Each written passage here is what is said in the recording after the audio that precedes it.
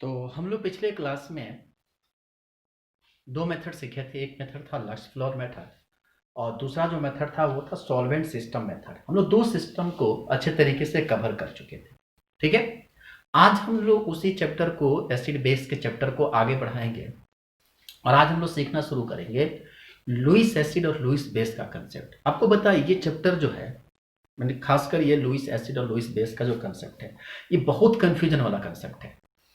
मतलब अक्सर बच्चों को हम देखे हैं लुईस एसिड लुईस बेस के कंसेप्ट पर कंफ्यूज होते हुए कि किस तरह से ये काम करता है, इसका जनरल एप्लीकेशन कैसे होता है, किस आधार पर। चूंकि इसका जनरल कंफ्यूजन होने का रीजन ये होता है कि अभी तक जो भी हम लोग सिस्टम पढ़े, ठीक है, वो या तो अरेनियस का हो या ब्रोस्टेड फ्लोरी का हो या लक्स फ्लॉर्ड मेथड हो या क्या कहते हैं आपका फ्लिंकस्टीन का जो आया था सॉल्वेंट सिस्टम कंसेप्ट हो, उस सारे के सारे कंसेप्ट जो थे वह प्रोटॉन को देने लेने की बात हो रही थी।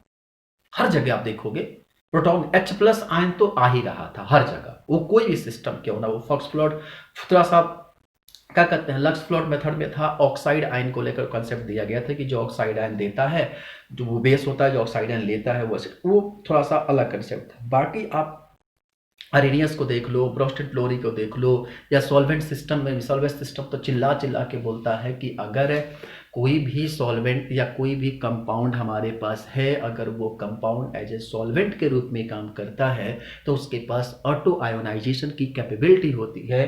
वह चाहे प्रोटिक हो या प्रोटिक न हो, वो सारे के सारे जो होते हैं वो ऑटो आयोनाइज होकर कैटाइनिक सॉल्वेंट और एनाइनिक सॉल्वेंट का फॉर्मेशन करते हैं। कैटाइनिक सॉल्वेंट जो होता है लाइका एसिड की तरह काम करता है और वह एनाइनिक सॉल्वेंट जो होता है वह लाइका बेस की तरह काम करता है। ये सारी सिस्टम जो थी हम लोग पीछे के चीज में कवर की थी।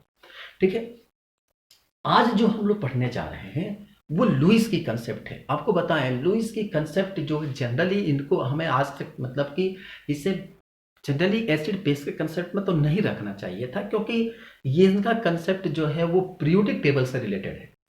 भले ही यहाँ पर ये एसिड बेस का कंसेप्ट लेकर आ गए, दे दिए, बोल दिए कि चलो ठीक है हमारा ये सिस्टम होगा तो ये काम करेगा, तो हम मान लेते हैं।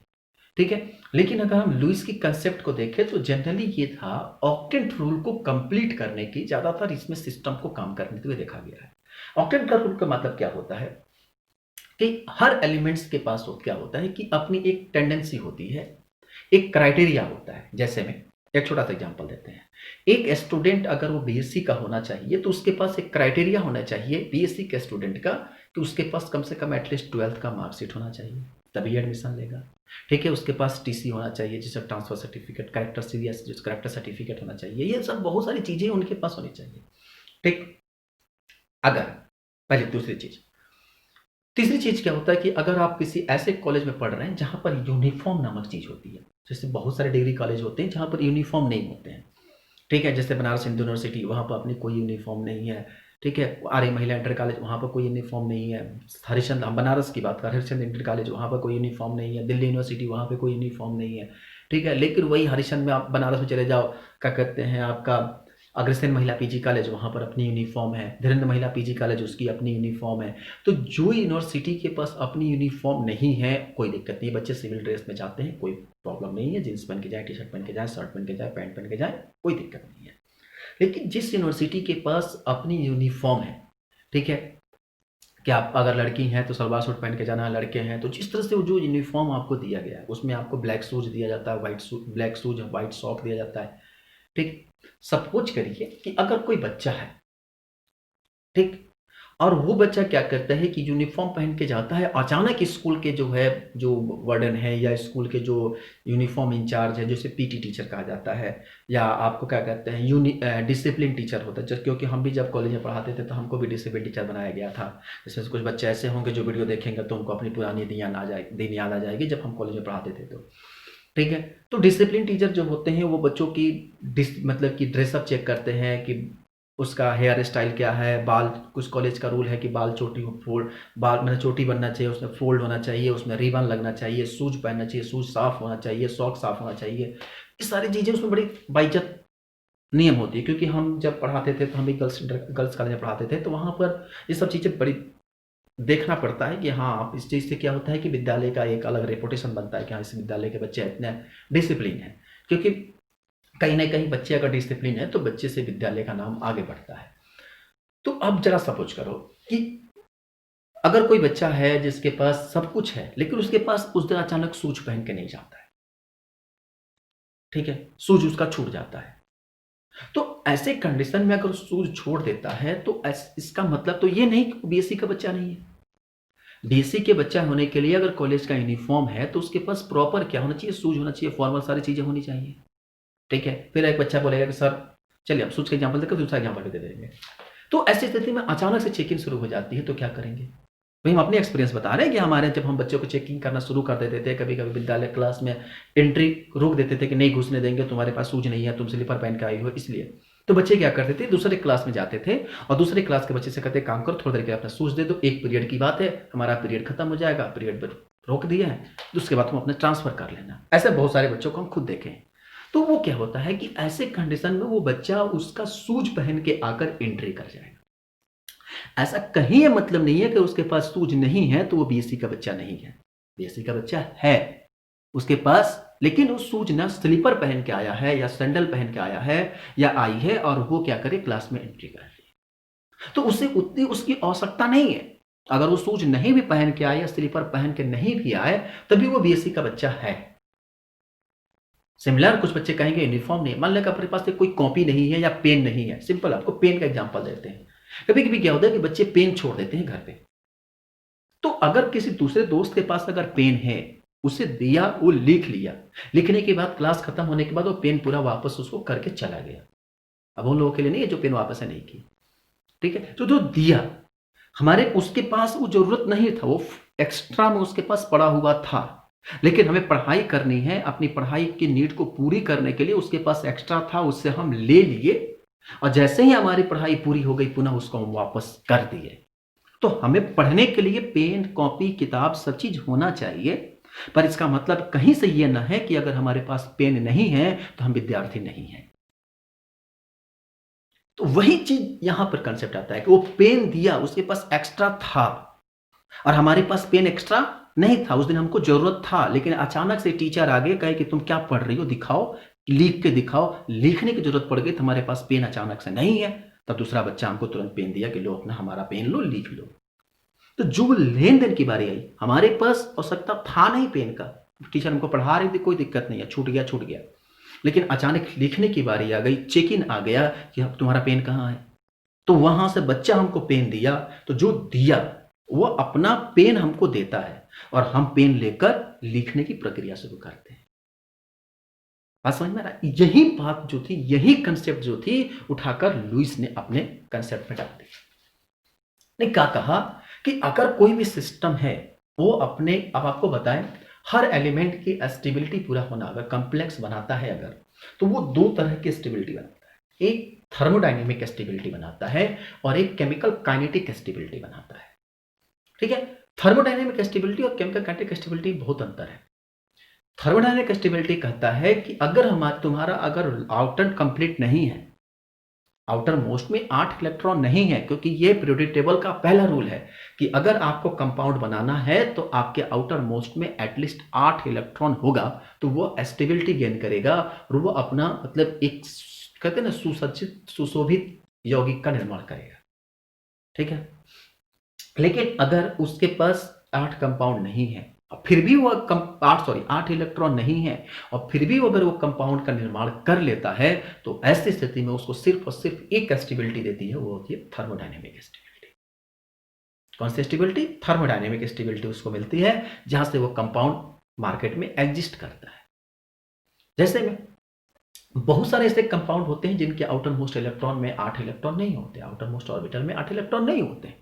अब बहुत सारे ऐसे कंपाउंड होते हैं जिनके आउटर मोस्ट में 8 से ज्यादा इलेक्ट्रॉन होते हैं, P4 और 10, बहुत सारे इलेक्ट्रॉन है। तो जिस कॉम्प्लेक्स में आउटर मोस्ट में 8 इलेक्ट्रॉन न हो उनकी, और जिनके आउटर मोस्ट में 8 इलेक्ट्रॉन से कम हो या आउटर मोस्ट में 8 इलेक्ट्रॉन से ज्यादा हो, तो ये सारे कंपाउंड मार्केट में एग्जिस्ट करते हैं, ठीक है।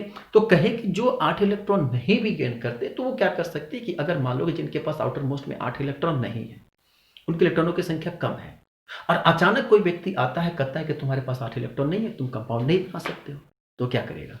कुछ ऐसे कॉम्प्लेक्स जो 8 इलेक्ट्रॉन बना तो लिए, सारे इलेक्ट्रॉन बॉन्डिंग में पार्टिसिपेट नहीं किए हैं, कुछ इलेक्ट्रॉन उसके बच गए हैं, वो क्या करेगा? अपना इनको इलेक्ट्रॉन दे देता है। तो जो ये इलेक्ट्रॉनों की देने लेने की बात आई ना, इसी इलेक्ट्रॉन के देने लेने से लुईस कंसेप्ट का जन्म होता है। और उन्होंने क्या कहा कि अगर मान लीजिए, ठीक है, सपोज कर उन्होंने कहा कि अगर कोई मान लो कि एक एलिमेंट है BF3, दिख गया तुम लोग को ना? फिर हंसना शुरू, नालायको, ये BF3 का मतलब नहीं कि बॉयफ्रेंड नंबर 3, ठीक है, ये BF3 का मतलब हम हर बार बोलते हैं, तुम लोग को ना जब से BF3 दिखाई देता है लड़कियों के दिमाग में तो रसगुल्ला फूटने लगता है, ठीक है। तो ये BF3 है मान लो, तो इसकी अगर आप गौर से देखोगे बेटा इसके स्ट्रक्चर में, तो देखो यहाँ पे गौर समझना, बोरॉन है तो कितना होता है? 5 एटॉमिक नंबर होता है, 2 और 3। इसका अगर आप एटॉमिक स्ट्रक्चर बनाओ, मतलब कि इसका डायग्राम बनाओगे, जैसे कहते हैं ना, और इलेक्ट्रॉन डॉट स्ट्रक्चर, तो ये है इसका।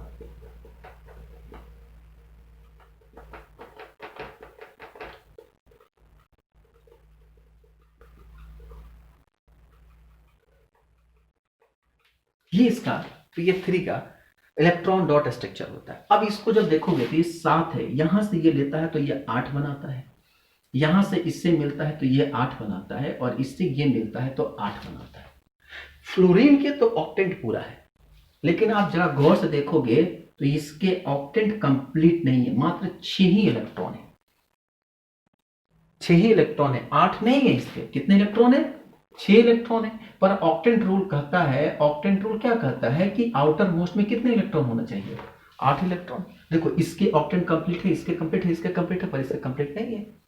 तो क्या BF3 जो है ये कॉम्प्लेक्स नहीं है? जबरदस्त कॉम्प्लेक्स है। तो इसको जो स्टेबिलिटी मिला, इसे कहते हैं हम लोग थर्मोडायनेमिक स्टेबिलिटी। क्या मिलता है इसको? हाँ, तो इसमें देखेंगे तो इसमें क्या होता है कि इसमें थर्मोडायनेमिक स्टेबिलिटी इसको मिला हुआ है। अब देखो थर्मोडायनेमिक स्टेबिलिटी मिलने पर क्या होता है, इसको पैसा मिल गया। पैसा समझ में आता है? रुपया मिल गया इसको। अब ये छोकरा जो है ना, बड़ी खतरनाक एलिमेंट के रूप में काम करेगा। मतलब जैसे ये थर्मोडायनेमिक स्टेबिलिटी गेन करता है, थर्मोडायनेमिक स्टेबिलिटी गेन करने के बाद एक कॉम्प्लेक्स का फॉर्मेशन कर लेता है। लेकिन जैसे ही चेकिन आती है, चेकिन के दौरान ऑक्टेंट रूल कहता क्या है कि इसके आउटर मोस्ट में एटलीस्ट क्या होना चाहिए कि 8 इलेक्ट्रॉन होना चाहिए। अगर इसके आउटर मोस्ट में 8 इलेक्ट्रॉन नहीं है तो ऐसे कंडीशन में ये कभी भी ऑक्टेंट रूल को फॉलो नहीं करेगा, और according to rule octet rule अगर 8 इलेक्ट्रॉन नहीं है तो वो कॉम्प्लेक्स जो है कभी भी एक बेस्ट स्टेबल कॉम्प्लेक्स के रूप में नहीं होता है। लेकिन इसके कुछ एक्सेप्शन है। ये BF3 का बॉयफ्रेंड नंबर 3, ये बहुत खतरनाक कॉम्प्लेक्स है। अब जैसे ही यहां पे कॉम्प्लेक्स का फॉर्मेशन होता है, अब यहां से अगर मान लीजिए कि कोई ऐसा दूसरा एलिमेंट को लेकर आए जिनके आउटर चेक इन आया, तो भैया इसके पास 6 ही इलेक्ट्रॉन है, 2 इलेक्ट्रॉन तो इसके पास है नहीं।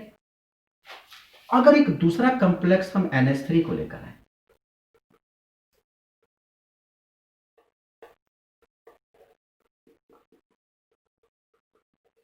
अगर आप NH3 को गौर से देखोगे तो हाइड्रोजन 2 इलेक्ट्रॉन लेकर हीलियम बना लिया।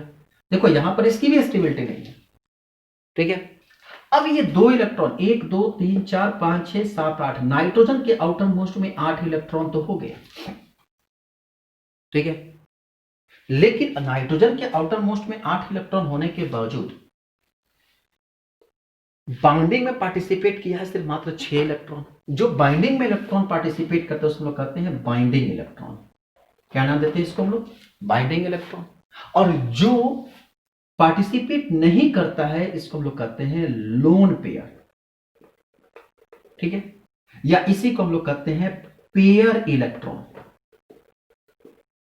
क्या नाम देते हैं इसको हम लोग? Pair electron. तो जो बाइंडिंग में पार्टिसिपेट नहीं करता है वो लोन पेयर कहलाता है, और जो यहां पर बाइंडिंग इलेक्ट्रॉन होता है उसको हम लोग कहते हैं बॉन्ड पेयर। क्या नाम देते हैं इसको हम लोग? Bond pair. अब देखो यहां से NH3 तो एक नॉर्मल कॉम्प्लेक्स के रूप में बन गया, लेकिन इसके पास 2 इलेक्ट्रॉन एक्स्ट्रा पड़ा हुआ है। चेक इन आएगा भी तो ये 8 इलेक्ट्रॉन अपना शो करा देगा, लेकिन इसके पास सिर्फ 6 इलेक्ट्रॉन है। जब इसकी चेकिंग आएगी तो कहेंगे काम करो, 2 इलेक्ट्रॉन हमारे पास एक्स्ट्रा है, तुम हमसे अपना 2 इलेक्ट्रॉन ले लो, लेकर तुम क्या कर दो, 8 अपना शो कर दो। तो जब दोनों इलेक्ट्रॉन देते हैं ना तो ऐसे तीर की चिन्ह बनता है, बिहार सरकार के नीतीश कुमार का चुनाव चिन्ह तीर छाप, ठीक है। तो ये तीर का चिन्ह बनता है, यह तीर का मतलब होता है कि ये 2 इलेक्ट्रॉन दी जा रही है। इसी को आगे चलकर बंधन कहा जाता है, संबंध बंधन कहा जाता है, इसी को कहते हैं हम लोग कोऑर्डिनेट। और आपको बताएं इसी एरो का सिंबल जो होता है उसमें कहते हैं कोऑर्डिनेट बॉन्ड, जो आगे हम आपको डी ब्लॉक में सीखना है। तो ये जो कोऑर्डिनेशन होता है, तो यहां से अपना इलेक्ट्रॉन देता है, क्या करता है, अपना इलेक्ट्रॉन देता है। तो ये पेयर इलेक्ट्रॉन देता है, जो पेयर इलेक्ट्रॉन देता है और एक तरह से पेयर इलेक्ट्रॉन एक एक्सेप्ट कर रहा है, ठीक है। अब देखिए दोनों की कंसेप्ट में बड़ा अलग अलग तरीके से अंतर आता है। एक बार क्या हुआ कि यहां से पेयर इलेक्ट्रॉन दिया और एक पेयर इलेक्ट्रॉन एक्सेप्ट किया, क्यों, इसकी जरूरत तो थी नहीं, पर अपने ऑक्टेंट को कंप्लीट करने के लिए अपना पेयर इलेक्ट्रॉन एक्सेप्ट करता है। और इसकी जरूरत नहीं थी देना, लेकिन इसकी ऑक्टेंट कंप्लीट करने के लिए अपना पेयर इलेक्ट्रॉन देता है। तो जो पेयर इलेक्ट्रॉन देता है, जो डोनर होता है, उसी को आगे चलकर हम लोग कहते हैं लुईस बेस। क्या नाम देते हैं इसको, लुईस बेस। और जो पेयर इलेक्ट्रॉन एक्सेप्ट करता है वह कहलाता है लुईस एसिड। तो कह सकते हैं that type of the complex which have tendency to donate lone pair या pair electron is called Lewis base, and such type of the compound which have tendency to accept lone pair is called Lewis acid. देखो, the complex which have tendency to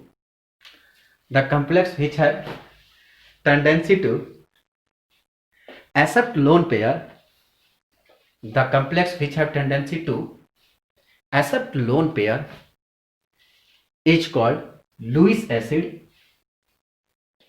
and such complex which have tendency to donate lone pair, bracket में लिख लो electron pair, is called Lewis base. The complex which have tendency to accept electron pair or lone pair is called Lewis acid. The complex which have tendency to donate lone pair or electron pair is called Lewis base. अब देखो, जब ये Lewis acid अपना जब electron ये donate किया, तो donate करने के बाद क्या बना, एक कॉम्प्लेक्स बना। मतलब कि यहां पे जब दोनों आपस में इलेक्ट्रॉन डोनेट किया तो एक नए कॉम्प्लेक्स का निर्माण हुआ। अब वो कॉम्प्लेक्स कैसा बना कि ये था आपका BF3 बॉयफ्रेंड नंबर 3, और यहां पर एक कोऑर्डिनेट बना NH3, ठीक है। अब जो ये कंडक्ट एक नया कॉम्प्लेक्स का फॉर्मेशन होता है कि when a Lewis acid and Lewis base are combined to form a complex, ध्यान रखेंगे, नॉट ए कंपाउंड, कॉम्प्लेक्स का फॉर्मेशन होता है कि when Lewis acid and Lewis base are combined to form a complex, this complex is called adduct. क्या बोलते हैं इसको, ADDUCT is called adduct. तो जब एक लुईस एसिड और एक लुईस बेस जब आपस में मिलते हैं तो एक न्यू कॉम्प्लेक्स का फॉर्मेशन होता है, और जो न्यू कॉम्प्लेक्स जो होता है उसको हम लोग कहते हैं एडक्ट। बनाओ photo.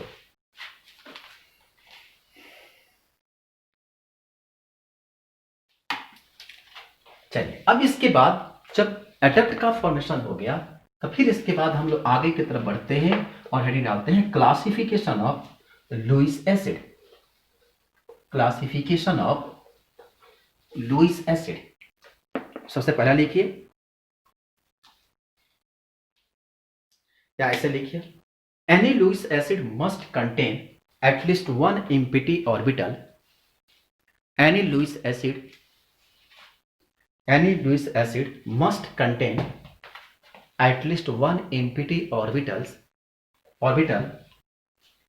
in the valence shell of one of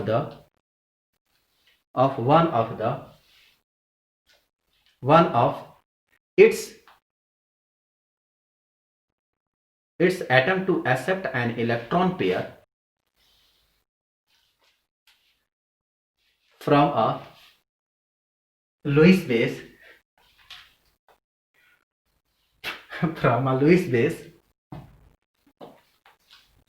from a Lewis base. Okay, आगे लिखिए। पहला उसमें क्लासिफिकेशन लिखिए। Molecules containing a central atom with molecules containing a central atom with an incomplete octet the molecules containing central atom with incomplete octet ऐसे molecules जिनके central atom पर octant माने कि 8 इलेक्ट्रॉन नहीं हो। नीचे लिखिए एग्जांपल में, जैसे में BF3 AlCl3 CH3 का होल थ्राइस B etc। आप इस सारे कॉम्प्लेक्स को देखोगे तो इनके आउटर मोस्ट में जो होते हैं वो क्या होते हैं, सिर्फ 6 इलेक्ट्रॉन होते हैं। कितने होते हैं? 6 इलेक्ट्रॉन होते हैं। और 6 इलेक्ट्रॉन होने के चलते क्या करता है कि इसके पास एक इलेक्ट्रॉन पेयर एक्सेप्ट करने की टेंडेंसी होती है। तो लिख सकते हो कि in the given complex the outermost orbital have the central atom in the central atom the outermost orbital have only 6 electrons, having only 6 electrons, then they have tendency to accept one lone pair, tendency to accept one lone pair। अगर हम example देखें तो हमने देखे अगर BF3 यहां पे central atom क्या है, बोरॉन है, ये क्या करेगा, हम थोड़ा सा बदल देते हैं बेटा, ये आपका F3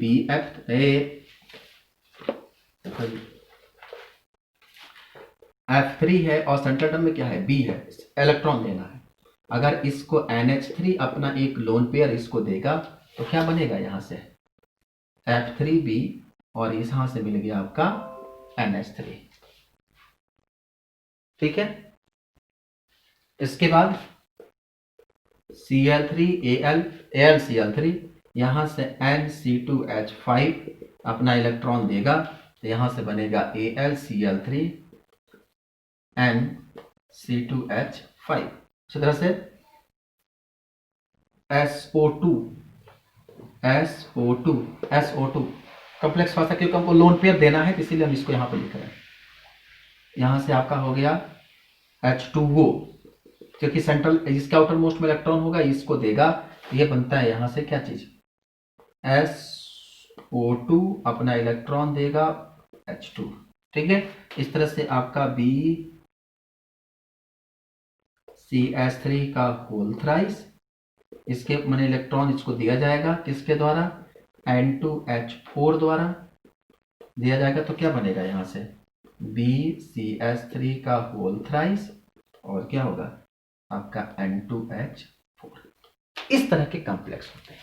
ठीक है, चलो एग्जांपल उतार लो। नेक्स्ट लिखो, molecules containing a central atom with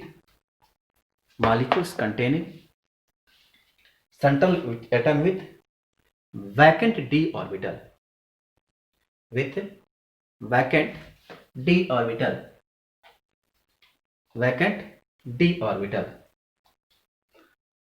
अब देखो, जैसे कुछ ऐसे कॉम्प्लेक्स जिनके आउटर मोस्ट जो है d ऑर्बिटल पाया जाता है और वो जो है वो खाली है। जैसे में एग्जांपल में आपको देखें SiF6 आप देखे होंगे, या SiF4 भी है, इसका मॉलिक्यूल जो है वह SiF4, एग्जांपल में SiF4 TiCl4 या आपका हो गया SnCl4 या SbF4 etc। देखो, the central atom have an vacant d orbital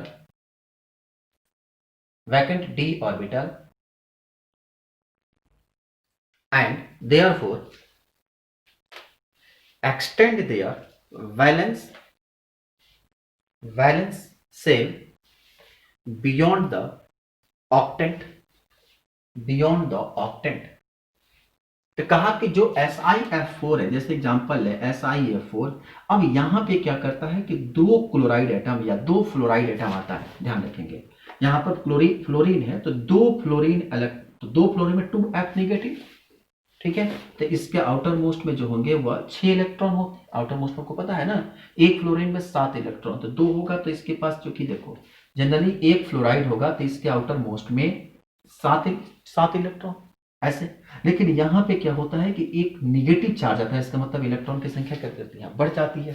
अब ये क्या करता है, अपना इसको डोनेट करता है, तो यहाँ से बनता है क्या, SiF4। क्या हुआ, SiF4 और 2 मिलकर कितना हो गया, SiF6। कितना माइनस, 2 माइनस। ठीक है।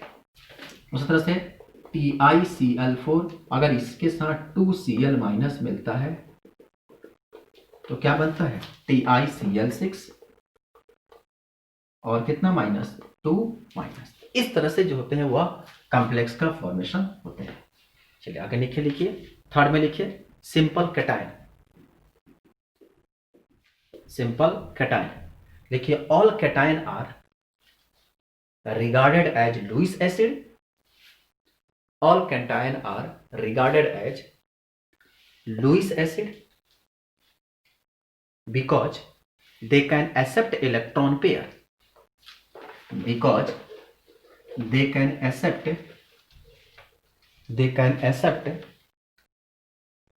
electron pair. They can accept electron pair. ठीक है। एग्जाम्पल में लिख लो, H plus Ag plus Cu2 plus Fe3 plus Pt2 plus या Pt2 प्लस या कोबाल्ट 2 प्लस etc।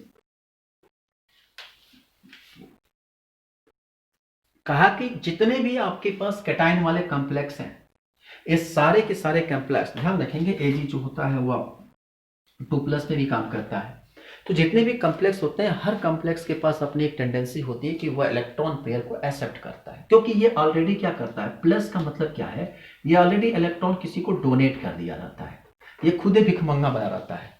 और जब भिखमंगा बना रहेगा, जब अपना खुदे देकर रखेगा, तो भाई जाहिर सी बात है, जब उसको जरूरत पड़ेगा तो लेगा ही लेगा। ठीक है। तो इसके पास ये टेंडेंसी होती है कि जितने भी आपको कैटायनिक कॉम्प्लेक्स दिखाई देंगे, समझ लेना कि पक्का भिखमंगा कॉम्प्लेक्स है ये जरूर मांगने की कोशिश करेगा। अपने तो दे दिया बाहा वही, और देने के बाद क्या करता है, कटोरा लेकर बैठ जाता है। तो ऐसे कॉम्प्लेक्स क्या होते हैं कि जिनके पास पॉजिटिव होते हैं, उनको आप हमेशा याद रखिएगा कि ये सारे के सारे लुईस एसिड होंगे, क्योंकि इनके पास टेंडेंसी होती है इलेक्ट्रॉन लेने का। ठीक है। जैसे में अगर छोटा सा, अगर आपको मैं बढ़िया से एग्जांपल दें, कॉपर 2 प्लस अगर ये अमोनिया के साथ मिलता है, ध्यान रखेंगे 4 मॉलिक्यूल्स अमोनिया का होता है। ठीक है। तो कॉपर ऑलरेडी जो +2 दे चुका है, मतलब इसके पास 2 इलेक्ट्रॉन ऑलरेडी दे चुका है, तो ये एक्सेप्ट करने की जो टेंडेंसी रखेगा, तो ऐसी स्थिति में क्या बनाता है, ये कॉपर इधर से एक NH3 देता है, इधर से एक NH3 इसको देता है, इधर से एक NH3 मिलता है, और यहां से एक NH3 इसको मिलता है। ठीक है। और चूंकि चार्ज कितना है इसके ऊपर, 2+। आई बात समझ में। उसी तरह से अगर और एग्जांपल आप ले लें, Ag+, अगर इसको यहाँ पर 2 मोल क्या होगा, NH3 अपना इलेक्ट्रॉन देगा, तो यहाँ से Ag, थोड़ा सा इसको मिटा देते हैं, तो यहाँ से NH3 जो है वह अपना इलेक्ट्रॉन देता है, ये Ag है, Ag को एक तरफ से मिलता है इधर से NH3 द्वारा, और इधर से क्या होता है, NH3 इसको देता है, यहाँ से एक कॉम्प्लेक्स। इस तरह से कॉम्प्लेक्स का जो होता है वह फॉर्मेशन का, माने इस तरह के कॉम्प्लेक्स जो होते हैं वह फॉर्मेशन करते हैं। ठीक है। तो नीचे का पॉइंट लिखिए, the Lewis acid strength of a simple cation, the Lewis acid strength of the simple cation increases with bracket में लिखिए, and increases in positive charge,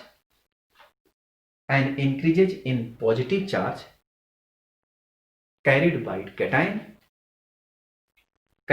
cation। दूसरा, and increases in nuclear charge for atom in any period of periodic table,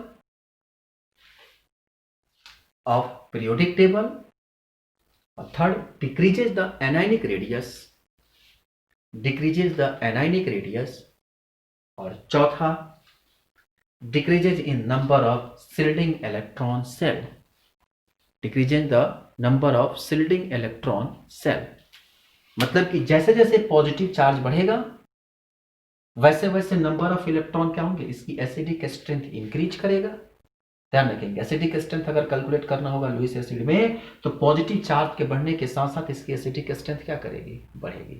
period में जैसे जैसे, ध्यान रखेंगे group की बात नहीं, पीरियड में जैसे जैसे आगे बढ़ेंगे साइज क्या करेगा, इसका बढ़ेगा। पहले में पॉजिटिव, उसका दूसरे पॉजिटिव, तीन पॉजिटिव, जैसे जैसे पीरियड में बढ़ेगा साइज इसका एसिडिक स्ट्रेंथ इंक्रीज करेगा। दो प्रॉपर्टी। तीसरी चीज, आयनिक रेडियस जैसे जैसे क्या करेगा, घटेगा। ध्यान रखेंगे, increase the nuclear charge of the atom period of the period table, ठीक है। Decrease the atomic ionic radius, ionic radius जैसे जैसे घटेगा, ठीक है। और नंबर ऑफ सिल्डिंग इलेक्ट्रॉन जितना जैसे जैसे घटेगा, एसिडिक स्ट्रेंथ वैसे वैसे क्या करेगा, इसका बढ़ेगा। तो ये एसिडिक स्ट्रेंथ को कैलकुलेट करना होगा लुईस एसिड का, लुईस बेस का, तो इसकी 4 क्राइटेरिया होती है। पहली क्राइटेरिया, आप उसके ऊपर चार्ज देखो, चार्ज की संख्या जैसे जैसे बढ़ता जाएगा वैसे वैसे आयनिक एसिडिक स्ट्रेंथ बढ़ता जाएगा। दूसरी क्राइटेरिया, एटॉमिक साइज देखो, पीरियड में जैसे लेफ्ट टू राइट जाते हैं एटॉमिक साइज क्या करेगा, बढ़ेगा, ऐसी स्थिति में एसिडिक स्ट्रेंथ बढ़ेगा। तीसरी जाओ, आयनिक रेडियस देखो कैसे से घटेगा, एसिडिक स्ट्रेंथ बढ़ेगा। चौथी क्राइटेरिया देखो कि कॉम्प्लेक्स के ऊपर क्या है, शिल्डिंग इफेक्ट जितना कम होगा उतना ही क्या होगा, आयनिक रेडियस एसिडिक स्ट्रेंथ बढ़ेगा, ठीक है। तो ये है इसका पहला। अब चौथा पॉइंट लिखो, नेक्स्ट पॉइंट मतलब सिंपल का चौथा लिखो, molecules containing a multiple bond, molecules containing a multiple bond between two between two atoms of different electronegative,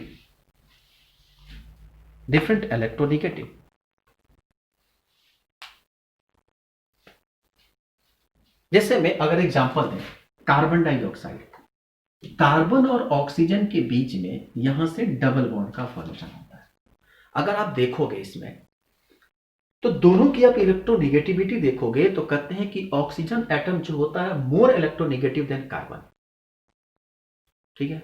तो कार्बन अगर आप गौर से देखोगे तो oxygen is more electronegative than carbon, मतलब कि इसके ऊपर अगर दोनों चूंकि इलेक्ट्रोनेगेटिव कॉम्प्लेक्स है, ये भी इलेक्ट्रोनेगेटिव है, ये भी इलेक्ट्रोनेगेटिव है, लेकिन अगर हम कहें कि ए के पास -3 रुपया है और बी के पास -4 रुपया है, मतलब कि 4 रुपया बी जो है कुछ ज्यादा कर्ज लिया हुआ है और ए जो है वो कम कर्ज लिया हुआ है, पर है दोनों निगेटिव, दोनों कर्ज खोर हैं, कर्ज लिए हैं, लेकिन बी जो है ज्यादा कर्ज लिया है इन कंपेयर टू ए।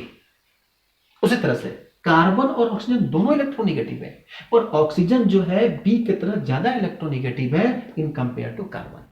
तो कह सकते हैं कि अगर ये ऑक्सीजन जो है, अगर कार्बन ऑक्सीजन की तुलना में बात बोलेंगे तो कह रहे हैं कि ए जो है बी की तुलना में क्या है, पॉजिटिव है। क्यों पॉजिटिव है, क्योंकि इसका कर्ज ये आपस में कंपेयर करते हैं कि ये जो है कम नेगेटिव है, ये कम ज्यादा नेगेटिव है, इसका मतलब क्या है कि ये ज्यादा नेगेटिव है और इसके तुलना में ये जो है वो पॉजिटिव है, मतलब इसके पास कर्ज क्या है, कम है। बात समझ में आ रहा है कि नहीं। तो जो इसीलिए कहते हैं कि कार्बन और ऑक्सीजन जो है, oxygen is more electronegative than carbon, means जो होता है कार्बन इज पार्शियल पॉजिटिव। ध्यान रखेंगे, पार्शियल पॉजिटिव का मतलब ये नहीं होता है, स्लाइटली पॉजिटिव का मतलब ये कभी नहीं होता है कि वो पॉजिटिव चार्ज लेकर बैठा है। इनकी इलेक्ट्रॉन की निगेटिविटी की तुलना में बात कंपेयर करते हैं कि एक ज्यादा नेगेटिव है और एक कम नेगेटिव है। तो ज्यादा नेगेटिव वाला जो होता है वो कम नेगेटिव वाले की तुलना में, यार कम नेगेटिव वाले जो होता है वो ज्यादा नेगेटिव वाले की तुलना में स्लाइटली पॉजिटिव होता है। पॉजिटिव का मतलब पॉजिटिव चार्ज नहीं, पॉजिटिव का मतलब ये को इलेक्ट्रॉन ज्यादा दिया है तो वो ज्यादा इलेक्ट्रोनेगेटिव है और एक इलेक्ट्रॉन कम दिया है तो वो कम इलेक्ट्रोनेगेटिव है, ठीक है। तो इलेक्ट्रॉन देने और लेने के बारे में हम एक को दूसरे को कहेंगे कि तुम ज्यादा कर्ज लिए हो, मतलब हम तुमसे जो है थोड़ा सा पॉजिटिव है। बात समझ में है कि नहीं। तो स्लाइटली इसलिए कहते हैं कि ये क्या होता है, स्लाइटली पॉजिटिव चार्ज शो करता है। मतलब क्या होगा कि जब स्लाइटली पॉजिटिव होगा तो ऐसी स्थिति में वो इलेक्ट्रॉन को खींचने की कोशिश करेगा। भाई जाहिर सी बात है, गौर समझो, इसके पास कम है, इसके पास ज्यादा है, ये ज्यादा कर्ज लेकर बैठा है, ये ज्यादा कर्ज कर दिया है, कम कर्ज देकर बैठा है। तो ऐसी स्थिति में कर्ज लेकर बैठा है, ऐसी स्थिति में क्या करेगा कि जो स्लाइटली, अब इन दोनों में अगर पूछा जाए कौन स्लाइटली पॉजिटिव है, स्लाइटली पॉजिटिव मतलब कि ये थोड़ा स्लाइटली पॉजिटिव है। फिर हम आपको बार बार रिपीट कर रहे हैं, स्लाइटली पॉजिटिव का मतलब ये कहीं से नहीं है कि उसके ऊपर पॉजिटिव चार्ज है। मतलब ये कि अगर दो इलेक्ट्रोनेगेटिव हैं तो दो इलेक्ट्रोनेगेटिव में कौन सबसे ज्यादा इलेक्ट्रोनेगेटिव है, जो सबसे ज्यादा इलेक्ट्रोनेगेटिव है उसके कंपेयर में जो दूसरा जो कम इलेक्ट्रोनेगेटिव होगा तो उसके इन दोनों में तुलना करेंगे तो ये खूब नेगेटिव है और ये थोड़ी सी नेगेटिव है, मतलब इसके तुलना में ये जो है वो स्लाइटली पॉजिटिव है। आई बात समझ में? स्लाइटली पॉजिटिव सीधा बार बार कहेंगे चार्ज से कोई मतलब नहीं, स्लाइटली पॉजिटिव से चार्ज नहीं, वो एक पार्शियल रिप्रेजेंटेशन है कि इसके पास हाईली इलेक्ट्रोनेगेटिव, इसके पास पार्शियल इलेक्ट्रोनेगेटिव, तो ये पार्शियल मतलब हाईली इलेक्ट्रोनेगेटिव और ये कम इलेक्ट्रोनेगेटिव है, तो इसीलिए ये जो है यानी कि बी जो है ए के तुलना में, या यहां पे देखोगे तो ए जो है बी के तुलना में जो है पार्शियल पॉजिटिव है। अच्छा, पार्शियल पॉजिटिव टेंडेंसी जिसके पास होगा, जब पार्शियल पॉजिटिव जिसके पास होगा तो ऐसे कंडीशन में क्या होगा कि इलेक्ट्रॉन पॉजिटिव वाला इलेक्ट्रॉन को खींचेगा, और जब इलेक्ट्रॉन को खींचेगा तो कंसेप्ट क्लियर हो गया। अब इन दोनों कॉम्प्लेक्स में जो इलेक्ट्रॉन को खींचेगा वो जो होगा वो एक्सेप्ट करेगा इलेक्ट्रॉन को, तो एसिड हो जाएगा, जो इलेक्ट्रॉन डोनेट करेगा बेस हो जाएगा। तो इसी तरह से इसमें कॉम्प्लेक्स को करके कहा जाए को, तो ऐसी स्थिति में जो होता है जो एक्सेप्ट करेगा इलेक्ट्रॉन को, और एक्सेप्ट जब तो जो इलेक्ट्रॉन को एक्सेप्ट करेगा वो कहलाएगा एज ए लुईस एसिड के रूप में, या जो इलेक्ट्रॉन डोनेट करेगा वो कहलाएगा लुईस बेस के रूप में। ठीक है, तो ऐसी स्थिति में क्या होगा कि जब इलेक्ट्रॉन को एक्सेप्ट करने की जो टेंडेंसी होगा, जैसे में ये कार्बन डाइऑक्साइड है और इसके पास अगर OH माइनस आयन लाया जाए, ठीक है, तो ये है आपका कार्बन डाइऑक्साइड, ठीक है, और यहां पे जब OH माइनस आयन आता है तो क्या करेगा, ये इलेक्ट्रॉन को एक्सेप्ट करेगा, तो यहां से क्या होता है कि इनके ऊपर एक नेगेटिव चार्ज आती है। ठीक है, इसको लोग कहते हैं बाई कार्बोनेट आयन। तो यहां से इलेक्ट्रॉन क्या करेगा, ये हमारे पास इनके आउटर मोस्ट में जो इलेक्ट्रॉन होंगे ये इनको डोनेट करेंगे, यहां से ये पार्शियल, ध्यान रखिए दोनों के ऊपर, ये पार्शियल पॉजिटिव ये पार्शियल नेगेटिव। ठीक है, तो यहां से जो कॉम्प्लेक्स बनता है हम लोग कहते हैं बाई कार्बोनेट आयन। ठीक है, इस तरह से जो होते हैं वह कॉम्प्लेक्स का फॉर्मेशन होते हैं, और ये लुईस एसिड और लुईस बेस के कंसेप्ट को इसी तरह से कई सारे आप एग्जांपल ले सकते हैं। जैसे में आपका हो SO2 है, तो आप अगर सल्फर और ऑक्सीजन को देखोगे, ठीक है, चलो हम इसको थोड़ा सा अलग बनाते हैं, मिटा देते हैं इसको, है ना, तो आप लोग कंफ्यूज कर जाएंगे एक ही में।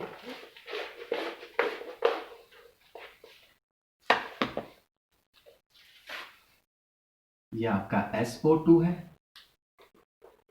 ठीक है, और इसका अगर हम आपको OH माइनस आयन, ठीक, तो ऐसे स्थिति में क्या होगा, जब इलेक्ट्रॉन मिलेगा तो यहां पे सल्फर एक पार्शियल पॉजिटिव और एक पार्शियल नेगेटिव।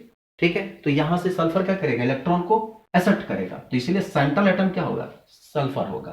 ठीक है, और जब एक्सेप्ट करेगा तो यहां पर एक डबल बॉन्ड, यहां पर एक सिंगल बॉन्ड, यहां पर ये OH।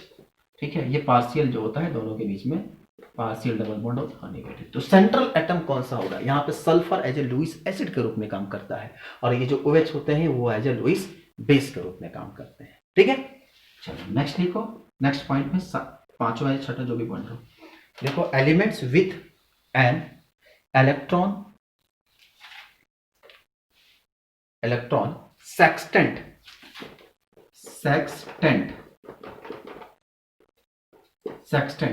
देखो ऑक्सीजन एंड सल्फर, मतलब उसके आउटर मोस्ट में जो होते हैं 6 इलेक्ट्रॉन होते हैं। Oxygen and sulphur atom containing 6 electrons, containing 6 electrons in their valence shell, and can therefore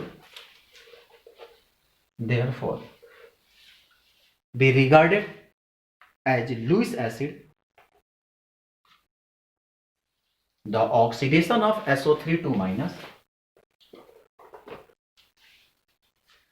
to SO3 4 minus SO4 2 minus and by oxygen 2 ion by oxygen and 2S2O4 2 minus ion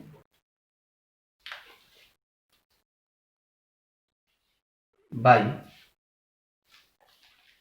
sulfur are the acid base reaction, acid base reaction,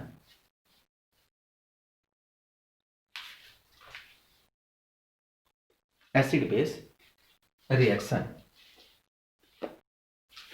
ठीक है, जैसे में अगर oxygen है, oxygen जब SO2 minus के साथ मिलता है तो यहां से बनता है, ये क्या करेगा, ऑक्सीजन को अपना इलेक्ट्रॉन यहां से देगा, ये इलेक्ट्रॉन इसको, चूंकि इसके आउटर मोस्ट में कितने 6 इलेक्ट्रॉन है, अपना इलेक्ट्रॉन देगा तो यहां से ऑक्सीजन के पास मिलता है SO2 माइनस।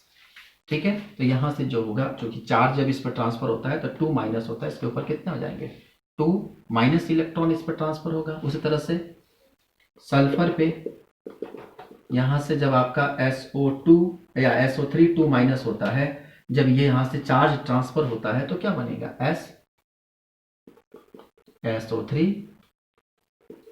2 माइनस। तो इस तरह से यहां पर ये इलेक्ट्रॉन को एक्सेप्ट करता है तो एज ए लुईस एसिड के रूप में काम करेगा, ये डोनेट करता है तो क्या होगा, ये एज ए लुईस बेस के रूप में काम करता है। ठीक है, और जो कॉम्प्लेक्स बनेगा वो आपका एडक्ट के रूप में फॉर्मेशन होता है। ठीक है बेटा, अब इसके बाद नेक्स्ट पॉइंट है जो है आपका क्लासिफिकेशन ऑफ लुईस बेस। ठीक है,